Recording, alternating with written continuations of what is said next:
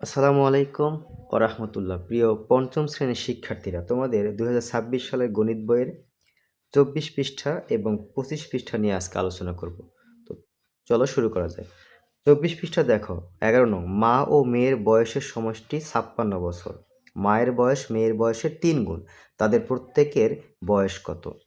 তাহলে এখানে দেখো সমষ্টি দেওয়া আছে, আর মায়ের বয়স বলছে মেয়ের বয়সের ৩ গুণ। তো এখানে আবার দেখো ছবি দিছে, এখানে দেখো চিত্র। এই যে ফাঁকা ঘরটা সাদা অংশটা হলো তাদের বয়সের সমষ্টি, আর এই যে সবুজ অংশটা এটা হলো মেয়ের বয়স। এত অংশ মেয়ের বয়স। তাহলে এত অংশ তিনটা, দেখো ১ ২ ৩, এই তিনটা অংশ গুণ করলে মায়ের বয়স হবে। কারণ বলা হয়েছে মায়ের বয়স মেয়ের বয়সের ৩ গুণ। এই অংশটাতে মেয়ের বয়স হয়, তা এরকম তিনটা অংশ দেখো ১ ২ ৩, এই তিনটা অংশ গুণ করলে মায়ের বয়স পাবো। ঠিক আছে? তো মায়ের বয়স মেয়ের বয়সের ৩ গুণ। তো মা ও মেয়ের বয়সের সমষ্টি সমান মেয়ের বয়স যোগ মেয়ের বয়সের ৩ গুণ। তো মেয়ের বয়সের সঙ্গে যদি মেয়ের বয়সের ৩ গুণ যোগ করা হয়, তাহলে মেয়ের বয়স মানে এটা হলো ১ ধরতে হবে, আর এখানে ৩ গুণ যোগ করলে কত? মেয়ের বয়সের ৪ গুণ। আর এখানে হবে মা ও মেয়ের বয়সের সমষ্টি কত? ৫৬। তাহলে এখানে ৫৬ হবে সমান মেয়ের বয়সের ৪ গুণ। এখন এখানে ৫৬ই থাকবে। ঠিক আছে? এখন দেখো মেয়ের বয়স, এই যে মেয়ের বয়সের ৪ গুণ বলতে মেয়ের বয়সের সাথে ৪ গুণ। হ্যাঁ, মেয়ের বয়স গুণ ৪। অর্থাৎ মেয়ের বয়সের সঙ্গে ৪ গুণ করলে এই ৫৬ বছর পাওয়া যাবে। ওকে? তাহলে এখানে ৫৬। এখন দেখো এই পাশে এই ৫৬ কে ৪ দিয়ে ভাগ করব। এখানে ৪ গুণ আকার আছে না? তো এই পাশে গেলে কি ভাগ হবে। তো এই ৫৬ কে ৪ দিয়ে ভাগ করলেই মেয়ের বয়স পাওয়া। কিন্তু এরা কিভাবে করছে? এরা হলো উভয় পক্ষকে ৪ দ্বারা ভাগ করছে। এইভাবে করা যাবে। মানে এই পক্ষকেও ৪ দিয়ে ভাগ করেছে, এই পক্ষকেও ৪ দিয়ে ভাগ করছে।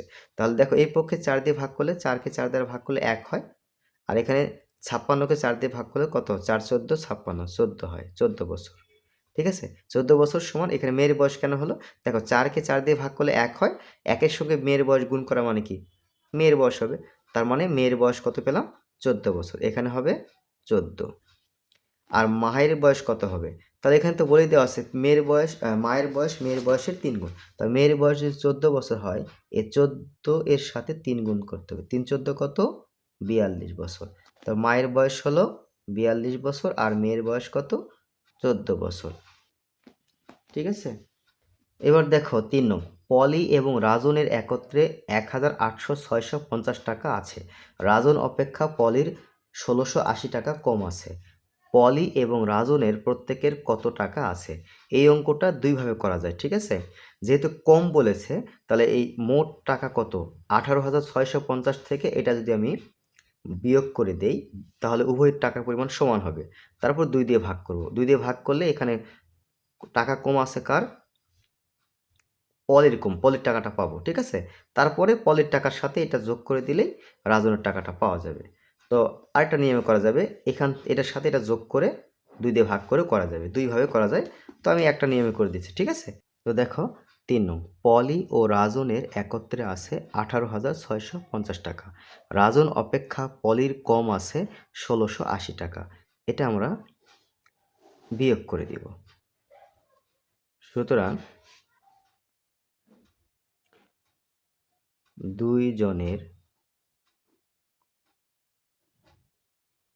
দুইজনের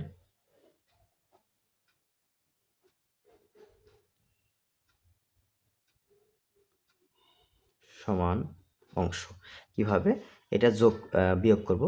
দেখো বিয়োগ করলে কত হবে? ০, ৮ আছে কত হলে ১৫, ৮ ৭ ১৫, হাতে আছে ১, ৭ আছে কত হলে ১৬, ৯, হাতে আছে ১, ২, ২ আছে কত হলে ৮, ৬, হাতে কোনো সংখ্যা নাই, আর এখানে ১। তো এইটা হলো বিয়োগ করে এটা পেলাম। ঠিক আছে? এখন এই যে এই টাকাটার মধ্যে দুজনের সমান অংশ, কারো কম বেশি নেই। তো এই টাকাটাকে ২ দিয়ে ভাগ করব। ভাগ করলে টাকা কম আছে কার? পলির। সুতরাং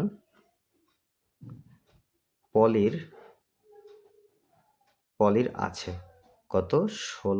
১৬,৯৭০ ভাগ ২। 2 দিয়ে কেন ভাগ করলাম? কারণ 2 জন ব্যক্তি, হ্যাঁ? তো 2 দিয়ে ভাগ করলেই হয়ে যাচ্ছে। তো এই ভাগটা তোমাদের আমি এখানে দেখাচ্ছি। কত? ১৬,৯৭০ কে 2 দ্বারা ভাগ। দেখো ৮ দুগুণে কত? ১৬। ৯ নামালাম। এই ৯ এর মধ্যে ২ কতবার যাবে? ৪। ৪ দুগুণে ৮। ১। পরবর্তী অঙ্ক ৭ নামালাম। এবার ৮ দুগুণে কত? ১৬ বিয়োগ করলে ১ হয়। এই ০ নামালাম। ৫ দুগুণে হলো কত? ১০। তো কত পেলাম? ৮,৪৮৫ টাকা। এটা হলো পলির টাকার পরিমাণ, ঠিক আছে? এবং এই পলির টাকার সাথে ১৬৮০ যোগ করলে রাজনের টাকাটা পাওয়া যাবে। ওকে? তাহলে আমি এই জায়গায় করে দেখি তোমাদের। সুতরাং রাজনের আছে। কিভাবে বের করব? এই টাকাটার সাথে এই ১৬৮০ যোগ করে দেব। আমার জায়গা নেই, আমি নিচে লিখে দিলাম। এই যে ৮,৪৮৫ যোগ ১৬০০ কত? ৮০। এটা যোগ করে দেব। যোগ করলে যেটা হবে সেটাই। তাহলে এই শূন্যের সাথে ৫ যোগ করলে ৫ হবে। ওকে? ৫। এই ৮ এর সঙ্গে ৮ যোগ করে ৮, ৮, ১৬, ৬ হাত আছে ১, ১ আর ৬ ৭, ৭, ৪, ১১ হাত আছে ১, ২, ৮ আর ২ কত? ১০। কত পেলাম? ১০,১৬৫ টাকা। ওকে? তাহলে উত্তর আমি কিন্তু ২ টা পেলাম। উত্তর হলো পলির কত? পলির ৮,৪৮৫ টাকা এবং রাজনের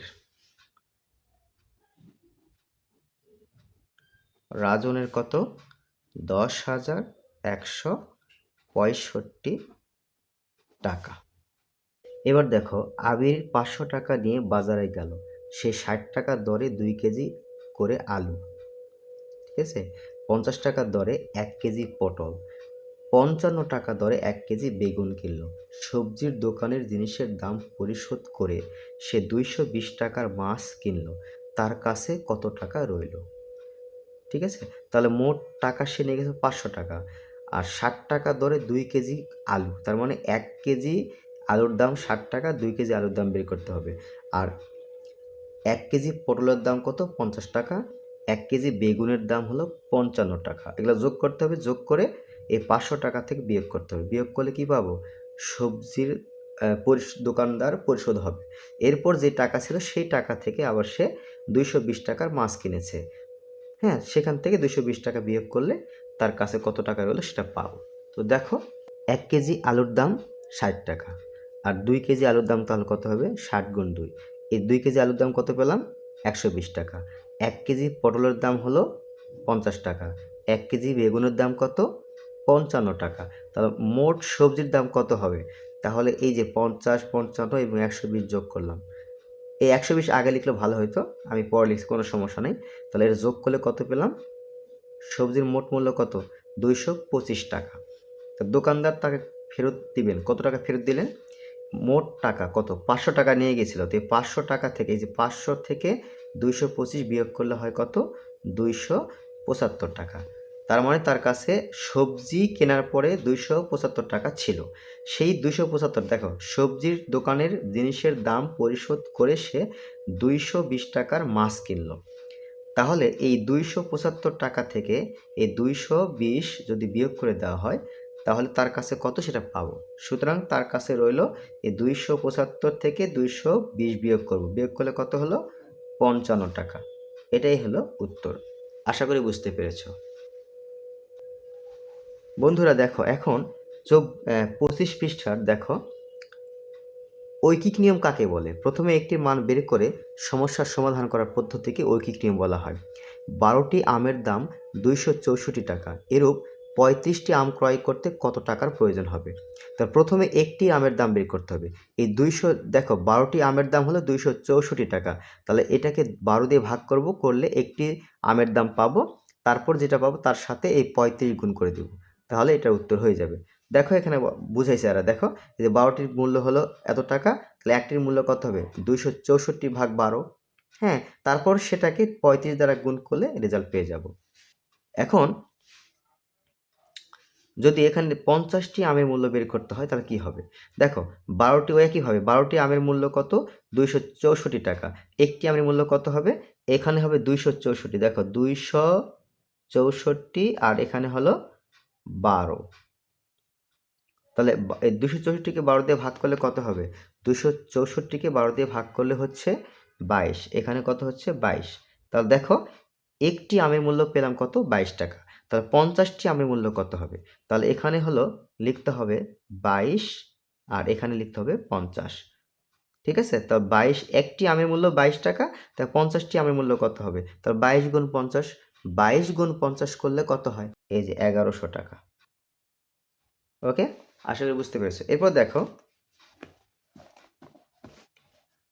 এখানে দেখো এই যেখানে বলেছে একটির মান বের করে একে ভিত্তি ধরে একাধিক জিনিসের মান বের করার এই নিয়মকে ঐকিক নিয়ম বলা হয়। তানিয়া 192 টাকা দিয়ে 8টি কমলা কিনল। যদি সে 3টি কমলা কিনত তবে তার কত টাকা প্রয়োজন তা বের করি। ওকে, তাহলে দেখো এখানে বলে দেওয়া হয়েছে 8টি কমলার দাম কত? 192 টাকা। তাহলে একটি কমলার দাম কত হবে? তাহলে এখানে হবে 192 ভাগ 8। এখানে কত হবে? 8। তাহলে 192কে 8 দিয়ে ভাগ করতে হবে। তাহলে 192কে 8 দিয়ে ভাগ করলে কত হয়? 24 হবে। কত হবে? 24। তাহলে এই জায়গায় কত হচ্ছে? এখানে 192, এখানে 8। তাহলে 192কে 8 দিয়ে ভাগ করলে কত হবে? 24। তাহলে এই জায়গায় কি 3টি বলছে? দেখো 192 ভাগ 8, 192 ভাগ 8 গুণ 3। অর্থাৎ এটা বোঝানো হচ্ছে 192কে 8 দ্বারা ভাগ করলে যেটা হবে সেটা হলো একটি কমলার দাম। ওই একটি কমলার দামকে 3 দ্বারা গুণ করলে এটা রেজাল্টটা হয়ে আসবে। ঠিক আছে? তাহলে 192কে 8 দ্বারা ভাগ করলে কত হচ্ছে? 192কে 8 দিয়ে ভাগ করলে হচ্ছে 24। তাহলে এইখানে হচ্ছে কত? 24। 24 গুণ এই 3। তা 3 24-এ কত? 72 টাকা। ঠিক আছে? তো এবার দেখো 26 পৃষ্ঠা। রহিম সাহেব বাজার থেকে 600 টাকা দিয়ে 5টি ডাব কিনলেন।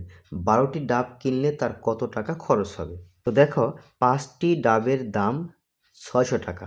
তাহলে একটি ডাবের দাম কম হবে। কম হলে ভাগ। দেখো 600 উপরে লিখেছি আর এই 5 হলো নিচে লিখেছি। ওকে? সুতরাং 12টি ডাবের দাম বেশি হবে। তো 600 গুণ 12, নিচে হলো 5। এটা কাটাকাটি করছি, কত হয়? 5 একে 5, এটা হলো 120 হবে। 120 আর 12 গুণ করলে হয় কত? 1440 টাকা। তোমরা চাইলে এটাকে এইভাবে লিখতে পারো। দেখো 605কে তুমি এইভাবে করতে পারো। 600 ভাগ 5 এটা করলেও দুইভাবে করতে পারো। আমি একবারে করে দিয়েছি। ঠিক আছে? এবার 2 নং দেখো, রাইসা 64 টাকা দিয়ে 8টি কলম কিনলো। 24টি কলম কেনার জন্য তার কত টাকা লাগবে? তাহলে দেখো প্রথমে একটির দাম বের করতে হবে। 8টি কলমের দাম হলো 64 টাকা। তাহলে একটার দাম কত হবে? 8 টাকা। তাহলে ওই 8 এর সঙ্গে 24 গুণ করে দিলেই 24টি কলমের মূল্য পেয়ে যাব। ঠিক আছে? এই যে তাহলে দেখো একটি কলমের মূল্য বের করতে হলে কি করতে হবে? এই 64 ভাগ 8। ঠিক আছে? তাহলে 64কে 8 দ্বারা ভাগ করলে কত হবে? 8 হবে। তাহলে একটি কলমের মূল্য কত পেলাম? 8 টাকা। আর এখানে 24টি কলমের মূল্য বের করব। তাহলে একটার মূল্য যদি 8 টাকা হয়, এই 8 এর সঙ্গে 24 গুণ করে দিব। তাহলে 8 আর 24 গুণ করলে কত হবে? 8 আর 24 গুণ করলে 192 হবে। 192, 192 টাকা। তো এবার দেখো একজন তাঁতি 3 দিনে 24 মিটার কাপড় বুনতে পারেন। এখন নিচের প্রশ্নগুলোর উত্তর খুঁজে বের করে ছকের খালি ঘরগুলো পূরণ করি। 6 দিনে কত মিটার কাপড় বুনতে পারবেন? 32 দিনে 256 মিটার কাপড় বুনলে এর অর্ধেক সময়ে কত মিটার কাপড় বুনতে পারবেন? 20 দিনে 160 মিটার কাপড় বুনলে 5 দিনে কত মিটার কাপড় বুনতে পারবেন? তো এগুলো আমরা আগে ঐকিক নিয়মে বের করে দেখাবো, তারপরে এই খালি ঘরটা পূরণ করে দেখাবো। ঠিক আছে? তো দেখো 1 নং, 3 দিনে কাপড় বুনতে পারে কত? 24 মিটার। তাহলে 1 দিনে কত হবে? 24 ভাগ 3 কত? 8 মিটার। ওকে? তাহলে 6 দিনে কাপড় বুনতে পারে কত? 8 গুণ 6 48 মিটার। আবার 2 নং দেখো 32 দিনে কাপড় বুনতে পারে 256 মিটার। 1 দিনে কত হবে? 256 ভাগ 32। দেখো এখানেও কিন্তু 8 মিটারই পেয়েছি। আর অর্ধেক বলেছে, 32 এর অর্ধেক কত? 16। তাহলে 8 গুণ 16 কত? 128। 3 নং দেখো 20 দিনে কাপড় বুনতে পারে 160 মিটার। একদিনে কাপড় বুনতে পারে কত? 160 ভাগ 20 কত? 8 মিটার। সুতরাং 5 দিনে কাপড় বুনতে পারে কত? এই 8 এর সঙ্গে 5 গুণ করলে কত হবে? 40 মিটার। এখন আমরা খালি ঘরটা এখান থেকে শুরু করে এগুলো হলো 32টি দিনের দেওয়া আছে, দিনের সংখ্যা দেওয়া আছে, ওকে? তাহলে একদিনে কাপড় বুনতে পারে, দেখো 24কে 3 দ্বারা ভাগ করে পেয়েছিলাম কত? 8। তাহলে এখানে একদিনে কাপড় বুনতে পারে কত? 8 মিটার। এখানে কত হবে? 8। আর এখানে আর দ্বিতীয় দিনে কত হবে? 2 দিনে কত হবে? 8 দুগুণে 16। আর 3 দিনে 3 আটা 24, 4 আটা 32, এখানে 32 হবে। 5 আষ্টা কত হলো? 40। আর 6 আষ্টা 48, 8 আটা কত? 64, 8 দশে 80, গুণ করতে হবে। আর 12 দিয়ে 8 12 কত? 96, এখানে হবে 96, হ্যাঁ? আর 15 আর 12, 15 এর সঙ্গে 8 গুণ করলে কত হবে? এই 15 এর সঙ্গে 8 গুণ করলে হবে 120, এখানে হবে 120। আর এই 16 এর সঙ্গে যদি 8 গুণ করি তাহলে কত হবে? 128, 128। আর 20 এর সঙ্গে 8 গুণ করলে 160, 24 এর সঙ্গে 8 গুণ করলে কত হবে? 192, 192। আর 32 এর সঙ্গে এই 8 গুণ করলে 256। আশা করি বুঝতে পেরেছো। তো শিক্ষার্থীরা, যদি ভিডিওটি ভালো লাগে অবশ্যই সাবস্ক্রাইব করবে।